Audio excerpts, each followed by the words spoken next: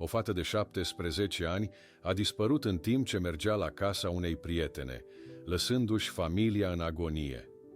Dar decenii mai târziu, un motociclist face o mărturisire care trimite unde de șoc prin întreaga comunitate. Abonează-te la canal, lasă-ți like-ul și comentează din ce parte a lumii urmărești, pentru că acum îți voi spune cum s-a întâmplat totul. Esta não é a história de simples desaparecimento. O que aconteceu em Bay Village foi mais perturbador do que qualquer residente daquela tranquila comunidade de Ohio poderia imaginar naquele outono de 1989. Amy Mihaljevic tinha apenas 10 anos de idade quando seu nome começou a aparecer nos noticiários locais. Nascida em 11 de dezembro de 1978, a menina de cabelos castanhos e olhos azuis vibrantes era conhecida por seu sorriso contagiante que iluminava os corredores da Bay Village Middle School. Filha de Mark e Margaret Mihaljevic, Amy vivia com seus pais e seu irmão mais velho, Jason, em uma casa modesta nas ruas arborizadas daquela pequena cidade. Todas as manhãs, Amy seguia a mesma rotina. Acordava cedo, alimentava os pássaros no quintal antes do café da manhã e arrumava cuidadosamente seus materiais escolares. Os professores a descreviam como uma aluna dedicada e curiosa, especialmente interessada nas aulas de ciências. Não era incomum encontrá-la na biblioteca pesquisando sobre animais, sua grande paixão. Em seu diário rosa, guardado diligentemente sob o colchão, Amy escrevia sobre seu sonho de se tornar veterinária. Nas tardes, após as aulas, Amy podia ser vista pedalando sua bicicleta azul pelas ruas seguras de Bay Village. Os vizinhos acenavam enquanto ela passava, frequentemente com seu hamster Misty escondido no bolso do casaco. Em uma comunidade onde todos se conheciam pelo nome, Amy era especialmente querida por sua disposição em ajudar, fosse recolhendo correspondências para idosos ou alimentando animais abandonados com sua própria mesada. A relação de Amy com sua família era particularmente próxima. Compartilhava com sua mãe Margaret segredos e planos para o futuro, imitando seus gestos ao arrumar o cabelo. Com seu pai Mark, desfrutava de longas caminhadas aos domingos no Calhoun Memorial Park e jogos de tabuleiro nas noites de sexta-feira, demonstrando uma competitividade surpreendente para alguém tão jovem. Uma característica marcante de Amy, mencionada posteriormente por investigadores, era sua confiança natural nas pessoas. Acreditava facilmente no que lhe diziam e estava sempre disposta a ajudar. Esta qualidade, admirável em tantos aspectos, seria explorada da maneira mais cruel possível. Ninguém em Bay Village poderia prever que aquela comunidade pacífica, onde portas raramente eram trancadas e crianças brincavam livremente nas ruas até o anoitecer, seria palco de um dos casos criminais mais intrigantes e perturbadores do estado de Ohio. O nome de Amy Mihaljevic, até então conhecido apenas por amigos, familiares e colegas de escola, estava prestes a ser gravado permanentemente na memória coletiva americana.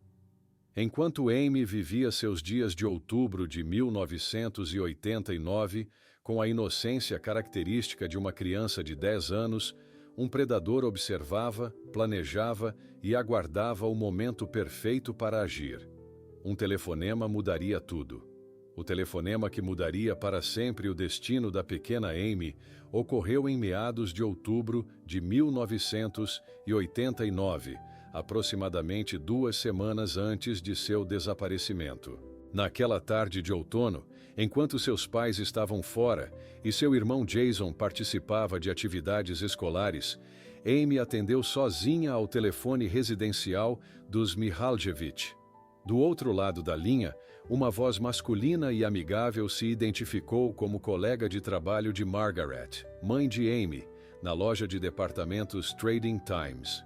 Com tom gentil e convincente, o homem contou à menina que sua mãe havia recentemente recebido uma promoção no trabalho, uma informação completamente fabricada. O desconhecido, então, propôs algo que capturou imediatamente o interesse da prestativa garota de 10 anos. Ajudá-la a comprar um presente especial para celebrar a suposta conquista profissional de Margaret. Amy, conhecida por sua natureza atenciosa e desejo constante de agradar sua família, ficou entusiasmada com a ideia. Sem perceber o perigo, ela concordou em se encontrar com o estranho algumas semanas depois no Shopping Bay Square, um centro comercial próximo à sua casa e escola. O homem foi específico quanto ao local e horário, demonstrando um planejamento cuidadoso. Mantendo o segredo que acreditava ser parte de uma surpresa especial, Amy não comentou sobre a ligação com seus pais ou irmão. Essa decisão, tomada com a inocência característica de uma criança de 10 anos, revelou-se tragicamente consequencial. Enquanto Margaret e Mark Mihaljevic seguiam sua rotina normal, desconheciam completamente o plano que se formava. Os investigadores posteriormente descobriram um padrão perturbador. Amy não foi a única menina avisada. Pelo menos outras 9 garotas da mesma região, com idades e aparências semelhantes, receberam chamadas telefônicas com o mesmo roteiro nos meses anteriores. O autor das ligações sempre mencionava conhecer suas mães, falava sobre uma promoção recente e sugeria ajudar na compra de um presente surpresa. O que diferenciou Amy das demais foi sua disposição em aceitar o encontro proposto. O agente James Phillips, do FBI, que posteriormente lideraria a investigação, observou que o predador havia refinado sua abordagem através dessas múltiplas tentativas. Ele selecionava cuidadosamente seus alvos, fazendo ligações durante horários em que as crianças provavelmente estariam sozinhas em casa após a escola, mas antes dos pais retornarem do trabalho. O homem também demonstrava conhecimento detalhado sobre as famílias, mencionando o nome correto das mães e seus locais de trabalho, sugerindo vigilância prévia ou acesso a informações pessoais. A comunidade de Bay Village, com sua atmosfera de segurança e confiança, criava um ambiente onde crianças como Amy eram ensinadas a respeitar adultos e acreditar em sua palavra. Em 1989, antes da popularização de telefones celulares e internet, as crianças frequentemente atendiam telefones residenciais e recebiam menos advertências sobre estranhos que entravam em contato por esse meio. O telefonema, aparentemente inofensivo, representou o primeiro passo de uma armadilha meticulosamente elaborada que culminaria em tragédia. O plano arquitetado pelo telefonema entrou em ação na sexta-feira, 27 de outubro de 1989. Para Amy, o dia começou como qualquer outro em Bay Village. Às 6h30 da manhã, a menina acordou em seu quarto decorado com pôsteres de animais e se preparou para a escola. Vestiu uma calça jeans, uma blusa de gola alta com listras roxas e verdes e completou o visual com suas botas favoritas. Antes de sair, colocou na mochila seus livros escolares e uma pasta amarela contendo trabalhos de ciências que havia completado na noite anterior. O café da manhã com a família Mihaljevic transcorreu normalmente. Mark, seu pai, tomou café rapidamente antes de sair para o trabalho como contador. Margaret preparou lanches para os filhos, enquanto Jason, o irmão mais velho de Amy, reclamava sobre um teste de matemática. Nenhum deles poderia imaginar que aqueles momentos rotineiros seriam os últimos que compartilhariam com Amy. Na Bay Village Middle School, Amy participou de todas as aulas conforme programado. Durante o intervalo do almoço, por volta do meio-dia, ela confidenciou a 2 amigas próximas sobre seus planos para aquela tarde. Amy mencionou, com visível entusiasmo, que encontraria alguém que a ajudaria a comprar um presente especial para sua mãe. As amigas posteriormente relataram aos investigadores que Amy parecia genuinamente animada, sem demonstrar qualquer apreensão.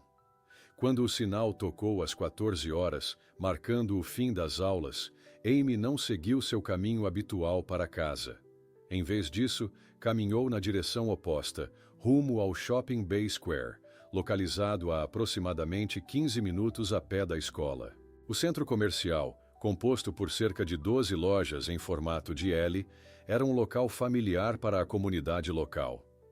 Às 14h15, uma funcionária da loja de presentes Baskin's Gifts observou Amy conversando com um homem no estacionamento do shopping.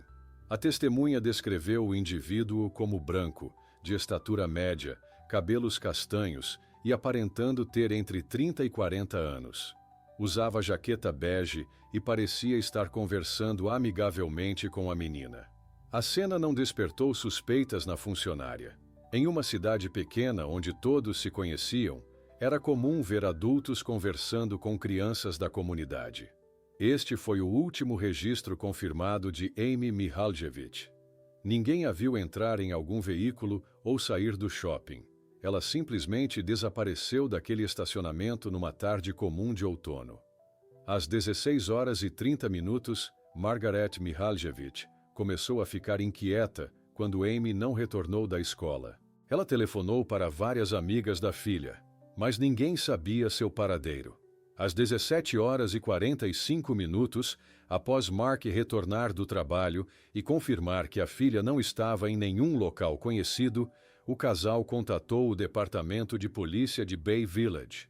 O oficial Stephen Evans atendeu a ligação e, percebendo a seriedade da situação, iniciou imediatamente os protocolos para casos de crianças desaparecidas. Uma busca que mobilizaria toda a comunidade estava prestes a começar. A operação iniciada pelo oficial Evans se expandiu rapidamente durante a noite de 27 de outubro. Nas primeiras 24 horas após o desaparecimento, toda a força policial de Bay Village foi mobilizada, com 12 oficiais formando o núcleo inicial da investigação. O chefe de polícia, William Garreau, designou 3 equipes, uma para entrevistar testemunhas no Shopping Bay Square, outra para verificar a vizinhança e uma terceira para estabelecer um centro de operações na delegacia. Na manhã de 28 de outubro, o FBI entrou oficialmente no caso, enviando o agente especial James Phillips para liderar a investigação federal. Phillips, um veterano de 43 anos com especialização em casos de crianças desaparecidas, chegou ao local às 8 horas da manhã, trazendo consigo uma equipe de 5 agentes. Sua primeira ação foi entrevistar os pais de Amy, onde descobriu o detalhe crucial que mudaria o rumo da investigação. Mark e Margaret revelaram que Amy não tinha autorização para ir ao shopping naquele dia. Quando os investigadores entrevistaram as amigas de Amy, descobriram sobre o suposto encontro para comprar um presente para sua mãe. Esta informação levou Phillips a checar os registros telefônicos da residência dos Mihaljevic, confirmando que uma chamada de um número não identificado havia sido recebida 2 semanas antes, quando Amy estava sozinha em casa. No terceiro dia de buscas, a operação havia se expandido consideravelmente. Equipes com cães farejadores vasculharam um raio de 5 quilômetros ao redor do shopping. Mergulhadores verificaram o Lago Erie e pequenos córregos da região. Um helicóptero da Polícia Estadual de Ohio sobrevoou áreas de mata densa que não podiam ser facilmente acessadas por terra. Mais de 200 voluntários da comunidade se juntaram aos esforços, distribuindo-se em grupos para cobrir sistematicamente cada quarteirão de Bay Village. Uma descoberta perturbadora veio à tona quando os investigadores, ao divulgar informações sobre o caso na mídia local, receberam chamados de outras famílias. Pelo menos 9 meninas entre 9 e 11 anos da mesma região haviam recebido telefonemas similares nas semanas anteriores. O autor das chamadas sempre seguia o mesmo padrão. Alegava conhecer a mãe da criança, mencionava uma promoção recente e sugeria ajudar a comprar um presente surpresa. Ao final da primeira semana, a busca havia se expandido para 3 condados vizinhos. O FBI estabeleceu uma linha telefônica dedicada exclusivamente a receber informações sobre Amy, que recebeu mais de 400 chamadas nos primeiros 5 dias. Agentes visitaram lojas do Shopping Bay Square repetidamente, analisando gravações de segurança, embora a cobertura de câmeras, em 1989, fosse limitada. A cada dia sem notícias, a ansiedade aumentava. Mark Mihaljevic, tentando manter-se forte, participava ativamente das buscas, enquanto Margaret alternava entre períodos de esperança e desespero. O irmão de Amy, Jason, de 12 anos, permanecia em casa com parentes, confuso e assustado com os acontecimentos. Cartazes com a foto de Amy e informações sobre seu desaparecimento começaram a aparecer em postes, vitrines e placas por todo o nordeste de Ohio. Seu rosto aparecia diariamente nos noticiários locais e, eventualmente, em programas nacionais como America's Most Wanted, transformando a busca por uma menina de Bay Village em uma causa que tocava o coração de pessoas em todo o país. A cobertura nacional do desaparecimento de Amy desencadeou uma resposta comunitária sem precedentes na história de Bay Village. A partir da segunda semana de novembro de 1989, o caso não era mais apenas uma investigação policial, mas um movimento coletivo que uniu pessoas de todas as esferas sociais.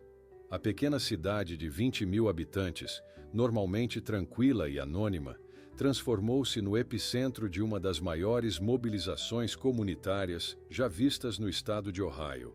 O Salão Comunitário da Igreja Presbiteriana de Bay Village, localizado a apenas 3 quarteirões da residência dos Mihaljevic, foi convertido em centro de coordenação para voluntários. A professora aposentada Eleanor Garmey, de 65 anos, assumiu a organização dos esforços civis, criando um sistema de turnos que operava 18 horas por dia.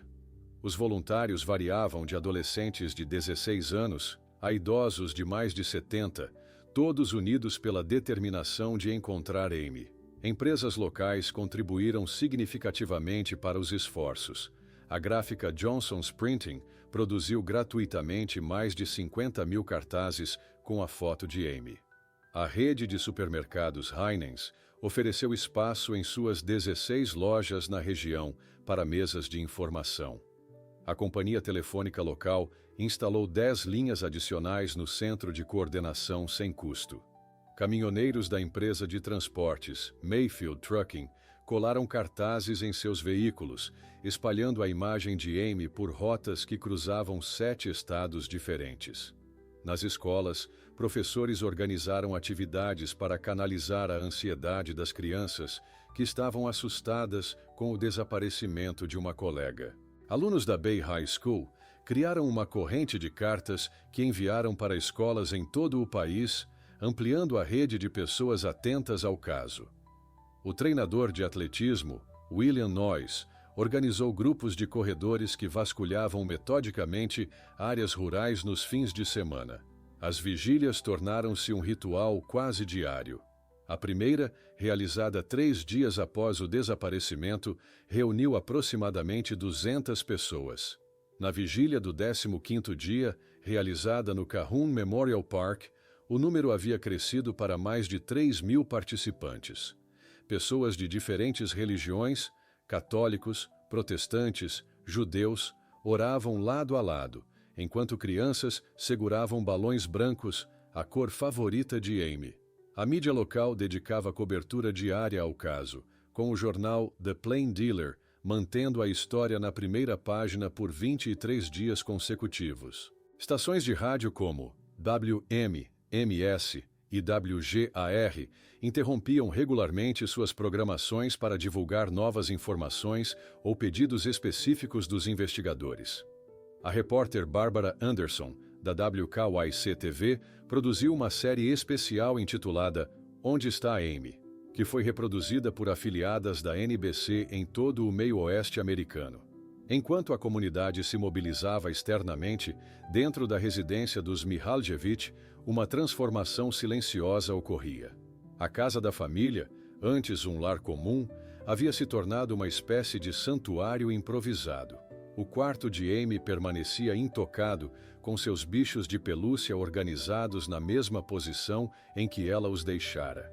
Na sala, pilhas de cartas de apoio cresciam diariamente, enviadas por desconhecidos de lugares tão distantes quanto Alasca e Havaí. Entre as milhares de cartas enviadas à família, uma recorrente mensagem de esperança sustentava os Mihaljevic durante os 105 dias de angústia. Porém, na manhã gelada de 8 de fevereiro de 1990, essa esperança foi abruptamente interrompida por um telefonema que mudaria definitivamente o curso da investigação. Às 9h17 daquela quinta-feira, um trabalhador rural chamado Roger Chandler percorria a pé os limites de sua propriedade em Ashland County, a aproximadamente 80 quilômetros ao sudoeste de Bay Village. Ao inspecionar uma área próxima à estrada rural 1181, Chandler avistou algo incomum na borda de um campo de trigo. O homem de 57 anos imediatamente contatou o departamento do xerife local. Os primeiros oficiais chegaram ao local por volta das 10 horas. O delegado William Connor, veterano com 22 anos de serviço, reconheceu imediatamente a seriedade da situação e estabeleceu um perímetro de segurança num raio de 400 metros. Às 11h05, uma chamada foi feita ao escritório regional do FBI em Cleveland. O agente James Phillips chegou ao local às 12h40, acompanhado por uma equipe de técnicos forenses. A confirmação oficial da identidade ocorreu através das roupas. A mesma blusa de gola alta com listras roxas e verdes que Amy usava no dia de seu desaparecimento, a calça jeans e as botas. Um pequeno broche de borboleta, presente de sua avó no Natal anterior, também foi identificado. Os investigadores trabalharam meticulosamente na área por mais de 30 horas consecutivas, apesar das condições climáticas adversas, com temperaturas chegando a 4 graus negativos durante a noite. A cena foi documentada com mais de 300 fotografias e dividida em quadrantes para a busca minuciosa de evidências.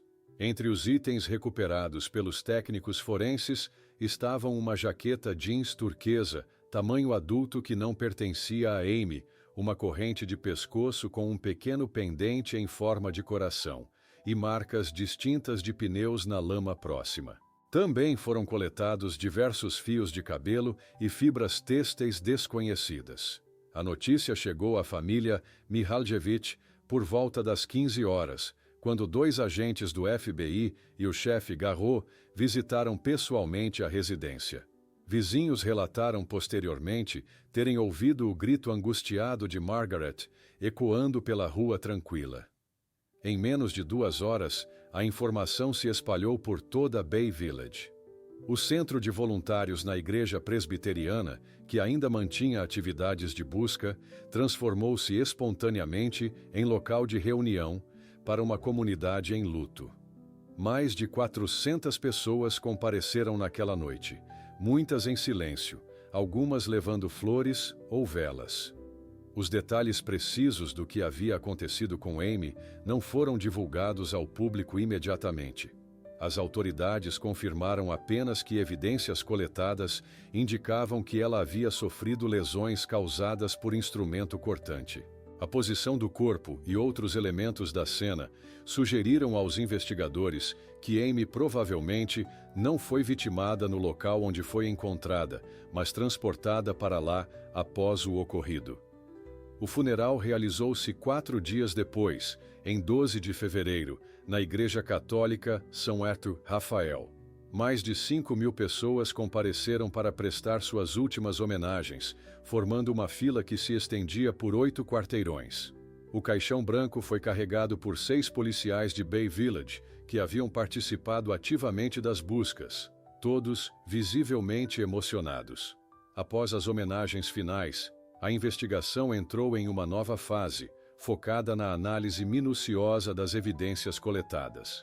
Em 16 de fevereiro de 1990, 4 dias após o funeral, o laboratório forense do FBI em Quantico, Virgínia, recebeu todas as amostras recolhidas na cena rural de condado de Ashland. Uma equipe dedicada de 9 especialistas, liderada pela doutora Elizabeth Hartman, perita com 18 anos de experiência, foi designada exclusivamente para o caso.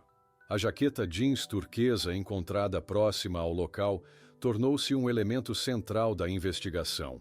De tamanho adulto pequeno, a peça tinha características específicas, etiqueta da marca County Seat, botões metálicos personalizados e um pequeno rasgo reparado na manga esquerda. Os investigadores descobriram que esse modelo específico tinha sido vendido em apenas 23 lojas no meio-oeste americano entre 1987 e 1989. A equipe do FBI visitou cada uma dessas lojas, revisando registros de vendas e entrevistando funcionários. A corrente de pescoço com pingente em forma de coração passou por análise química que revelou ser banhada a ouro de valor comercial modesto. O pingente tinha uma característica distintiva, um pequeno número de série gravado na parte traseira, indicando ter sido produzido pela empresa Midwest Jewelry Distributors, de Toledo. Embora a empresa tivesse vendido mais de 5.000 unidades semelhantes, o número específico pertencia a um lote distribuído em apenas 4 lojas de departamentos em Ohio. As marcas de pneus preservadas na lama forneceram informações valiosas. O especialista em impressões Thomas Wilson determinou que pertenciam a um veículo de porte médio, equipado com pneus Goodyear Eagle ST, tamanho P215 por 65 R15, um modelo utilizado em vários carros americanos de médio porte, fabricados entre 1985 e 1989. A distância entre os eixos e certas características das marcas sugeriam especificamente uma caminhonete ou van. Na mochila escolar de Amy, encontrada na casa da família, os técnicos identificaram 57 impressões digitais distintas. A maioria pertencia a Amy, seus familiares e colegas de escola. No entanto, 3 impressões parciais permaneceram sem identificação. Essas impressões foram digitalizadas e inseridas no recém-implementado sistema de identificação automatizada do FBI. As fibras têxteis, encontradas nas roupas de Amy, foram examinadas microscopicamente. A análise revelou fibras sintéticas azul-esverdeadas, consistentes com o estofamento interior de veículos Ford, fabricados entre 1986 e 1988. Esta descoberta, combinada com as marcas de pneus, ajudou os investigadores a estabelecer um perfil do veículo potencialmente utilizado. O FBI também aprofundou a investigação sobre as chamadas telefônicas. Os registros da companhia telefônica local mostraram que a ligação recebida pela residência dos Mihaljevic 2 semanas antes do desaparecimento originou-se de um telefone público localizado no Shopping Center Great Northern, em North Olmsted, a menos de 10 quilômetros de Bay Village. Infelizmente, a área não possuía câmeras de segurança em 1989. As outras 9 meninas que receberam chamadas similares foram novamente entrevistadas, agora com técnicas específicas para melhorar a recordação de detalhes da voz do autor. A partir dessas entrevistas, especialistas em análise vocal criaram um perfil do suspeito. Homem branco, provavelmente entre 30 e 40 anos, com sotaque regional de Ohio ou Michigan, e possivelmente com formação universitária, baseado em seu vocabulário e articulação. O perfil vocal e as evidências físicas coletadas levaram os investigadores a uma fase crucial: a identificação de suspeitos específicos. A partir de abril de 1990, a força-tarefa do FBI começou a compilar uma lista de pessoas que correspondiam às características do possível responsável. Esta lista, inicialmente com dezenas de nomes, expandiu-se dramaticamente nos anos seguintes, eventualmente alcançando mais de 18 mil indivíduos.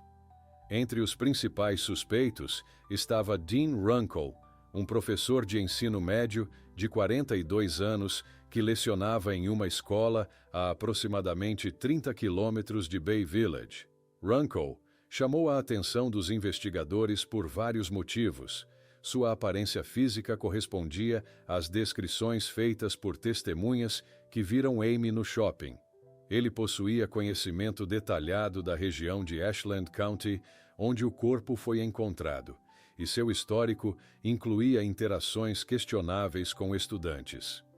Durante uma busca em sua residência, autoridades encontraram recortes de jornal sobre o caso cuidadosamente guardados em uma pasta. Runkle negou veementemente qualquer envolvimento durante os 5 interrogatórios a que foi submetido entre 1995 e 1993.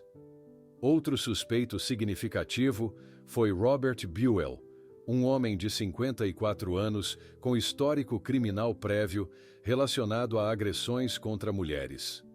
Buell possuía uma caminhonete branca Ford F-150, equipada com pneus do mesmo modelo identificado nas marcas encontradas próximo ao corpo de Amy. Análises laboratoriais detectaram semelhanças entre fibras coletadas em seu veículo e aquelas presentes nas roupas da vítima. Contudo, testes comparativos não foram conclusivos.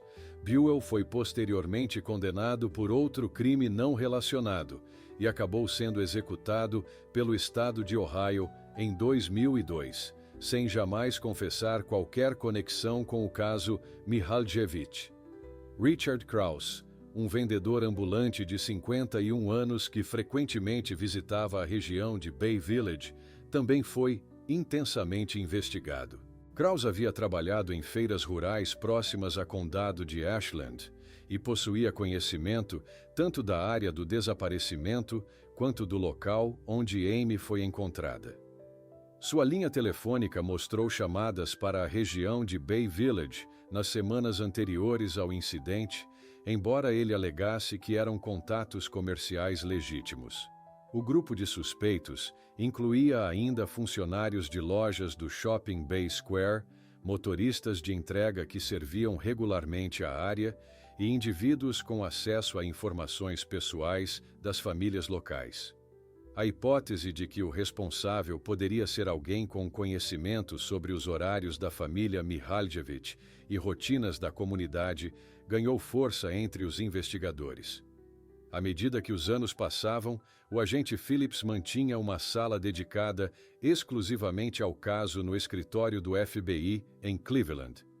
As paredes cobertas de fotos, cronogramas e mapas detalhados testemunhavam a complexidade da investigação. Em uma mesa central, 3 caixas vermelhas continham os arquivos dos suspeitos, considerados mais prováveis, revisados regularmente à medida que novas tecnologias forenses se tornavam disponíveis.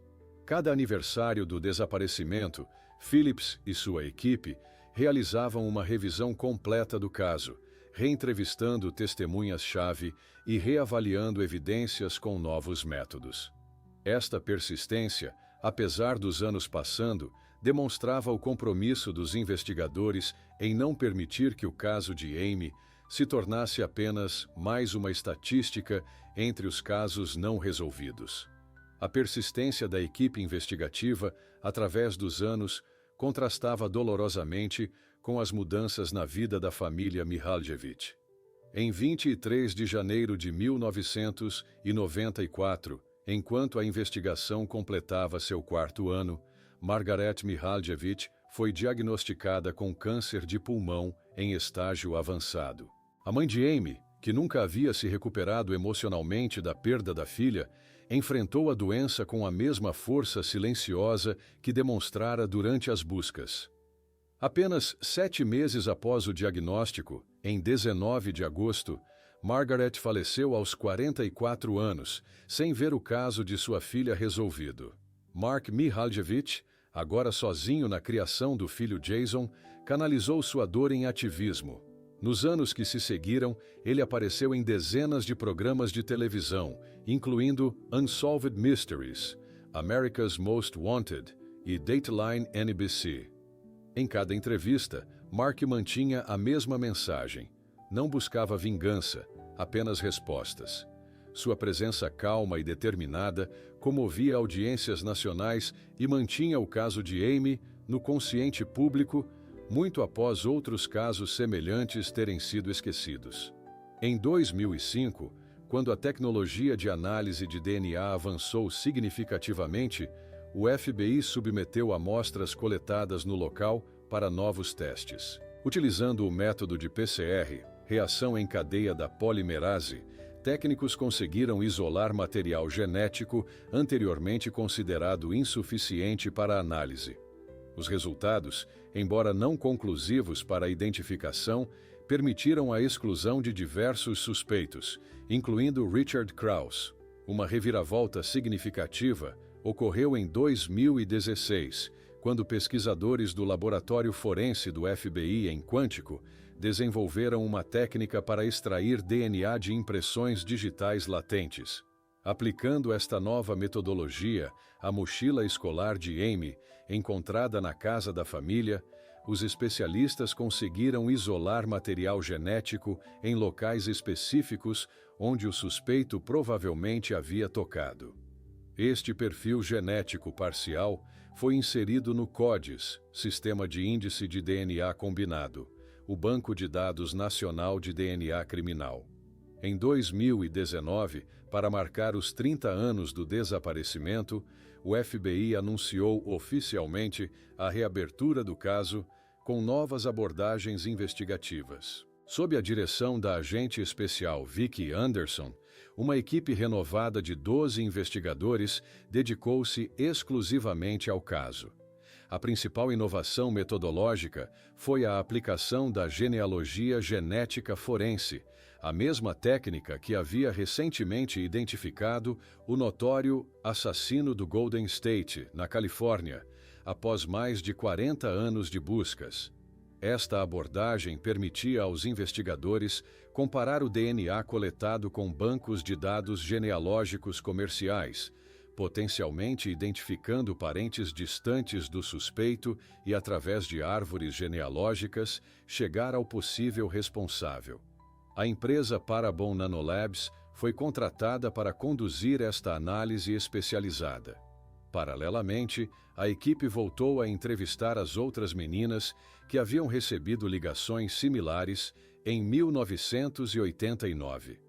Agora adultas na casa dos 40 anos, estas testemunhas foram submetidas a técnicas avançadas de recuperação de memória, desenvolvidas especificamente para casos antigos. Detalhes previamente esquecidos sobre a voz, vocabulário e conhecimentos demonstrados pelo autor das chamadas emergiram destas novas entrevistas. O caso de Amy também se tornou um dos primeiros a utilizar a inteligência artificial para análise de padrões. Um programa desenvolvido pelo MIT, Instituto de Tecnologia de Massachusetts, foi alimentado com dados de centenas de casos similares resolvidos, buscando identificar padrões comportamentais e geográficos que pudessem estreitar a busca pelo responsável. Mark Mihaljevic, então com 70 anos, acompanhava estas novas investigações com esperança renovada, comparecendo mensalmente às reuniões com a equipe do FBI para atualizações sobre o progresso. A esperança de Mark Mihaljevic e dos investigadores espelha um sentimento compartilhado por toda a comunidade de Bay Village, onde o legado de Amy transcendeu as décadas e se transformou em um símbolo permanente. Em 27 de outubro de 2009, no 20º aniversário do desaparecimento, o Cahun Memorial Park se tornou o lar oficial do Memorial Amy Mihaljevic. Uma placa de bronze fixada em uma pedra de granito rosa, escolhida por ser semelhante à cor favorita de Amy, foi instalada próxima ao lago onde ela costumava alimentar patos. A inscrição simples, em memória de Amy Mihaljevic, eternamente em nossos corações, é acompanhada por uma imagem em relevo do rosto sorridente da menina. Este memorial se tornou um ponto de encontro para reuniões anuais, que, longe de diminuírem com o tempo, cresceram em significado. O que começou como uma vigília de luto evoluiu para uma celebração da vida de Amy e um lembrete do impacto que uma única criança pode ter em toda uma sociedade. A cada ano, no dia 27 de outubro, centenas de pessoas se reúnem, muitas das quais nunca conheceram Amy pessoalmente. Entre elas estão famílias inteiras, incluindo crianças nascidas muito depois dos eventos de 1989, trazidas por pais que consideram importante transmitir a história e suas lições. O caso de Amy também deixou marcas profundas nos protocolos de segurança infantil em toda a região. O programa Amy foi implementado em mais de 250 escolas de Ohio, ensinando crianças sobre os perigos de interagir com estranhos de forma interativa e apropriada para cada idade. Diferente das abordagens genéricas anteriores, este programa aborda especificamente situações como chamadas telefônicas não solicitadas e ofertas de presentes ou favores de desconhecidos. Em 1993, o estado de Ohio aprovou a Lei Amy, estabelecendo respostas mais rápidas e coordenadas para casos de crianças desaparecidas. A legislação eliminou o período de espera antes que uma busca oficial pudesse começar e criou protocolos de comunicação entre diferentes jurisdições policiais. Posteriormente, elementos desta lei foram incorporados em legislações similares em 17 outros estados. No âmbito midiático, o caso inspirou documentários, livros e podcasts, mantendo viva a história para novas gerações. O podcast Quem Levou Amy, lançado em 2016, alcançou mais de 3 milhões de downloads e gerou milhares de novas dicas enviadas ao FBI. O jornalista James Renner publicou em 2006 o livro Amy, a menina que Bay Village nunca esqueceu, que se tornou material de estudo em cursos universitários de criminologia e comunicação. Para os antigos colegas de classe de Amy, agora adultos na casa dos 40 anos, o impacto foi profundamente pessoal. Muitos escolheram carreiras em serviço público, educação ou proteção infantil, citando diretamente suas experiências relacionadas ao caso. Jennifer Barker, que sentava ao lado de Amy na sala de aula, tornou-se diretora de um centro de defesa infantil. Michael Peterson, que estava no pátio da escola no último dia em que Amy foi vista, ingressou no FBI, inspirado pelo trabalho do agente Phillips. Jason Mihaljevic, irmão de Amy, encontrou seu próprio caminho para preservar o legado da irmã. Após anos evitando os holofotes, ele estabeleceu em 2015 uma bolsa de estudos anual, em nome de Amy, na Bay High School, destinada a estudantes interessados em medicina veterinária ou proteção animal, honrando o sonho não realizado de sua irmã. Enquanto o caso tecnicamente permanece não resolvido nos registros oficiais, o impacto de Amy na consciência coletiva é inquestionavelmente resolvido e permanente. Sua história se tornou parte do tecido cultural americano, um lembrete agridoce de inocência perdida e da responsabilidade compartilhada de proteger os mais vulneráveis. A pequena menina de Bay Village, através de sua ausência, continua presente e relevante em um mundo muito diferente daquele de 1989.